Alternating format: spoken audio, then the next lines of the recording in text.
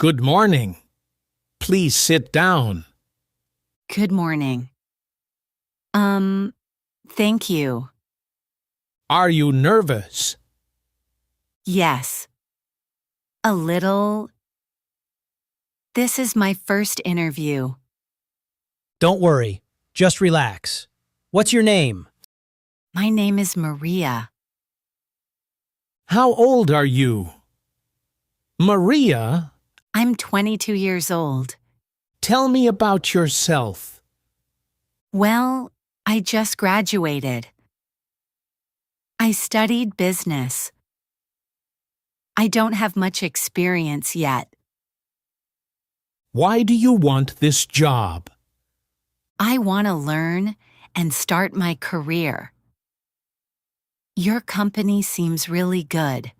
What are your strengths? I'm hardworking.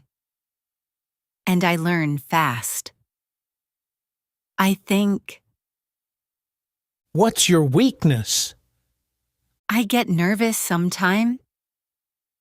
Like now. But I'm trying to improve. Do you have any questions? Yes. What will I do every day? You'll help with customer service and basic office tasks.